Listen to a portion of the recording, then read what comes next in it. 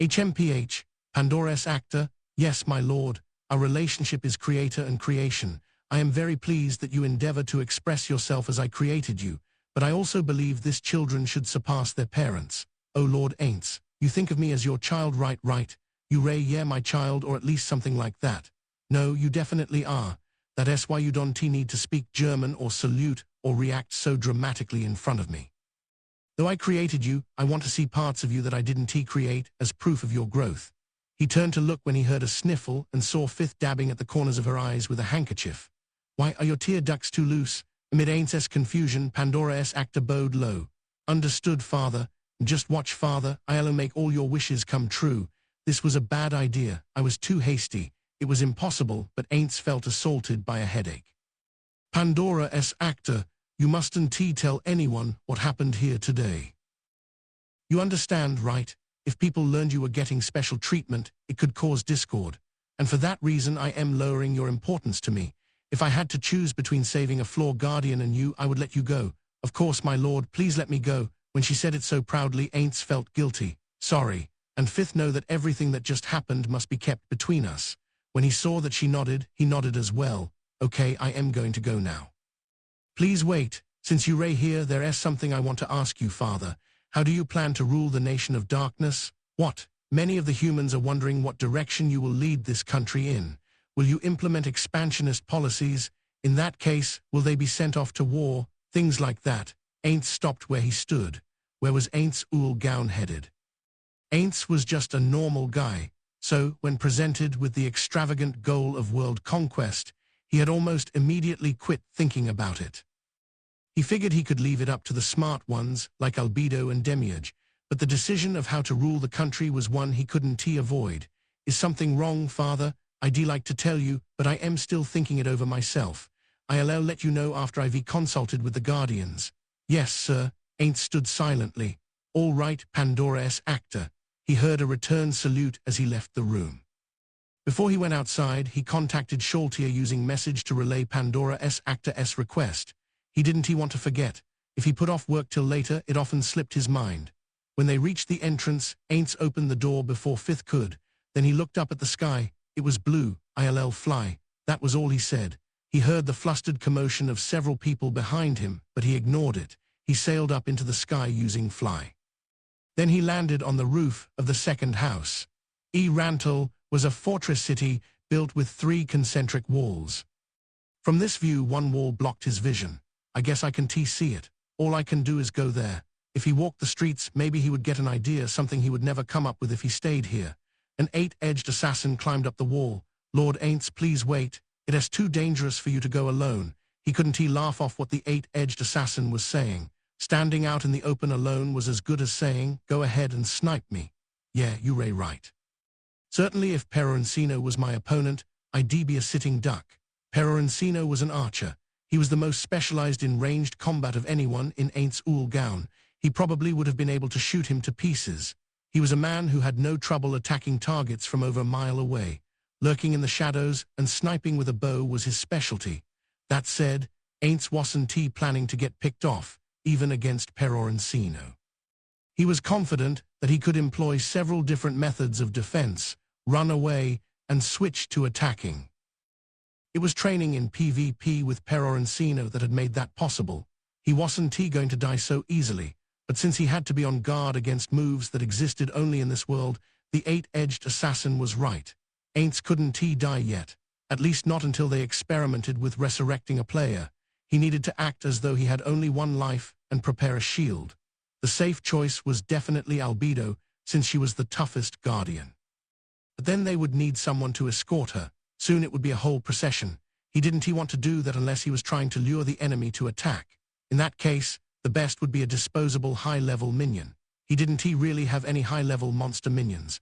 As for mercenaries, he used up most of his summons on Albedo's subordinates, so he didn't really have the bandwidth to call many more.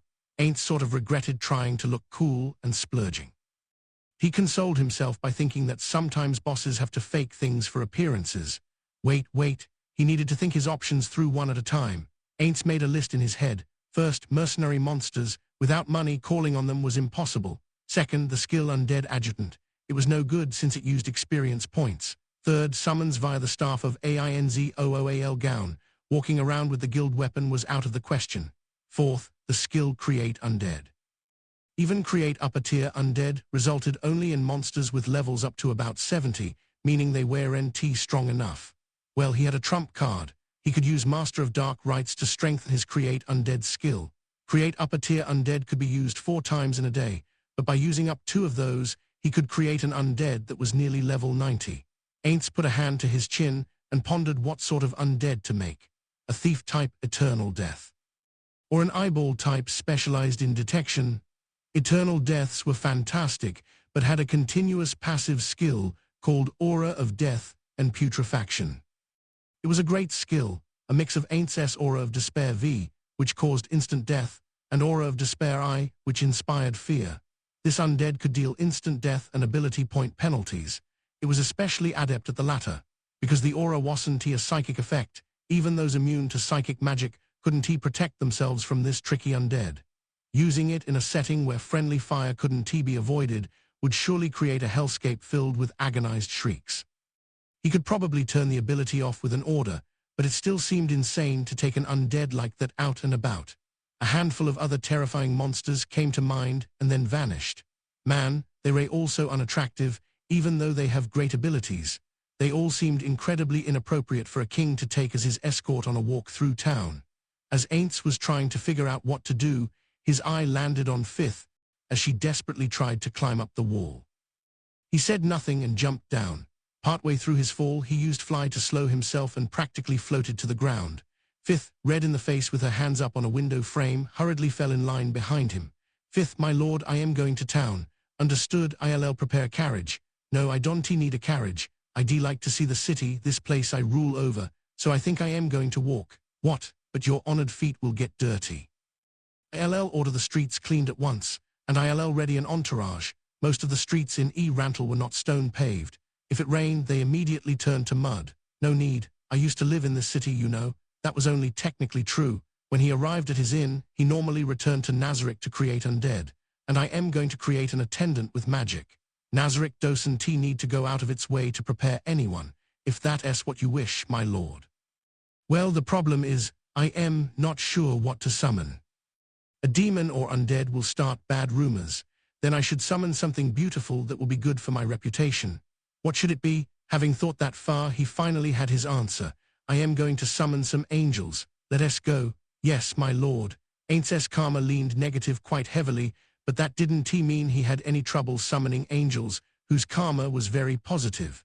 Some classes came with a penalty. This penalty didn't let them summon anything with karma too different from their own, but Aints didn't have any such restrictions.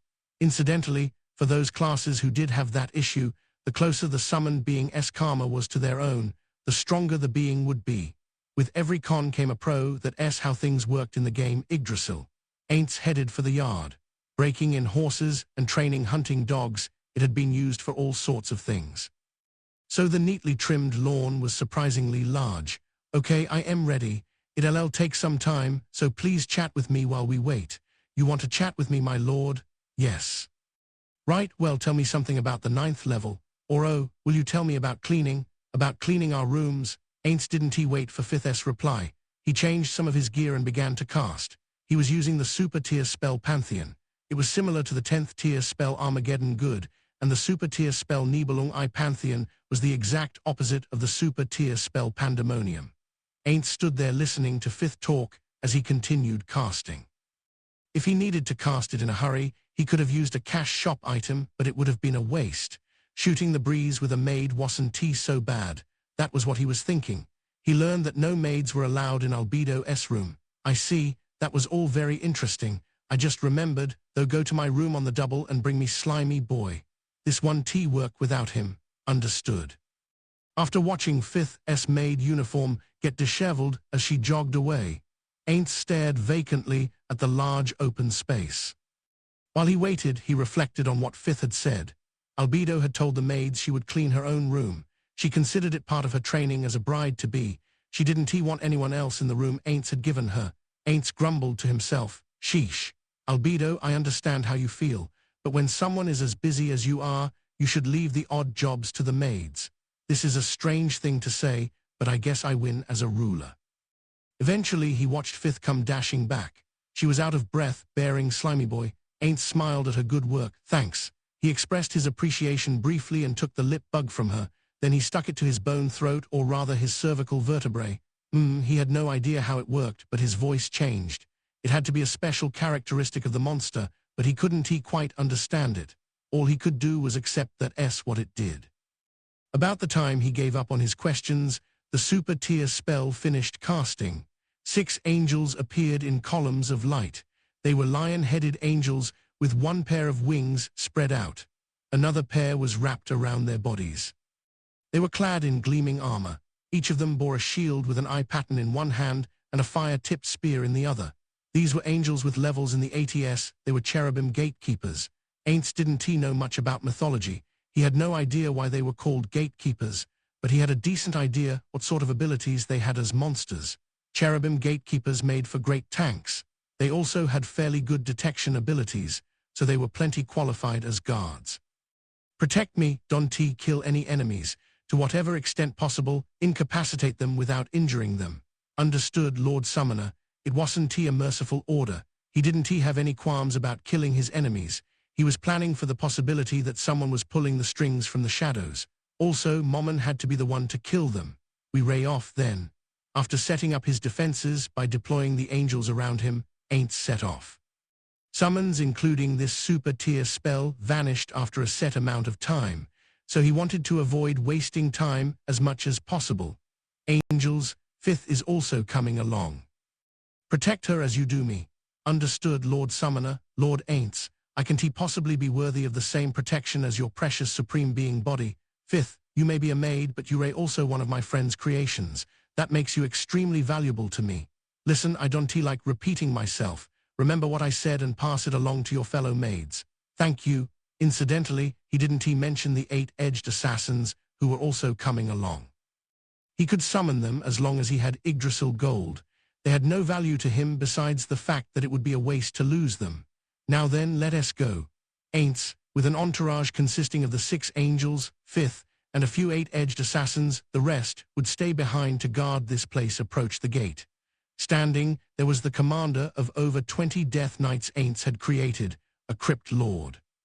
He was an undead with a level in the 70s, wearing a purple robe that must have been gorgeous once, but was now in tatters, plus a crown so radiant, it didn't match the rest of his appearance.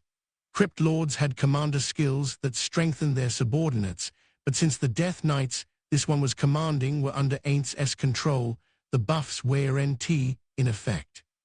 That said, he was still a great commander. Aints had stationed him there because he appreciated his abilities. I am going out now. Let Albedo know. The Crypt Lord bowed low as Aints walked past him into the city. He didn't have any particular destination in mind.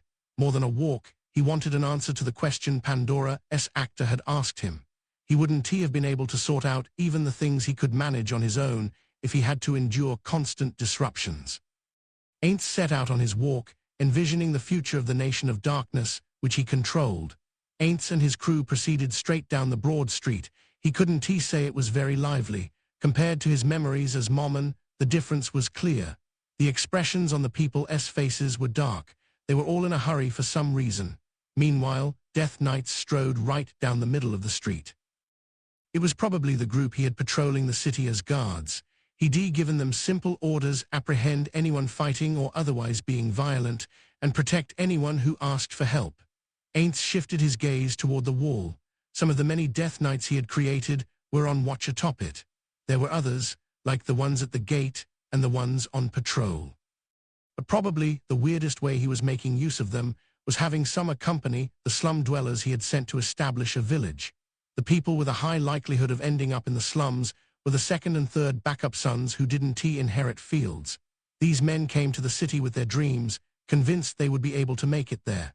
But they slipped into poverty when those dreams didn't come true. And that's why Aints sent them out with the promise of land. They were headed for the villages that had been rebuilt on the grounds of the lands that had been burned in the Theocracy's conspiracy. Since the villages were destroyed by external causes, it would be easy to repopulate them once the original threat was removed. those villages had a history of being attacked, so Aints sent Death Knights and Soul Eaters as guards. He also ordered the undead to help with the field work. They were very good at farming, but when it came to basic physical labor, humans couldn't compare. The undead were heavy machinery that could run 24 hours a day without fuel, perfect for working the land or doing any other hard labor. They would surely contribute much to the coming harvest. Aints demanded they establish a village and reach minimal self-sufficiency within a year. From the second year, they were supposed to have harvests on par with any normal village. Any crops he received as taxes were going straight into the exchange box to be converted into Yggdrasil currency. Albedo and Demiurge were thrilled about this project before he even told them the details, so he was sure it would go well.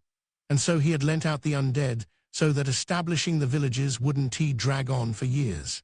Incidentally, the undead were rentals, and the contract stated that in future tax payments, a rental fee would be added on top. He didn't have to charge, but he put the plan in place. He figured in the future, all sorts of people would be using undead. As part of that plan, he dispatched a large number of slum dwellers, prioritizing families out of the city. But it wasn't as if that was why foot traffic in the streets had dwindled. The reason there weren't many people out was probably that Aints was taking a walk. Too many people's eyes became saucers when they saw him. They either skittered back the way they came or dodged onto a side street. It was like walking in an empty wasteland. Being feared wasn't a bad thing. It was 10 times better than being slighted. But is this lifeless town really my country?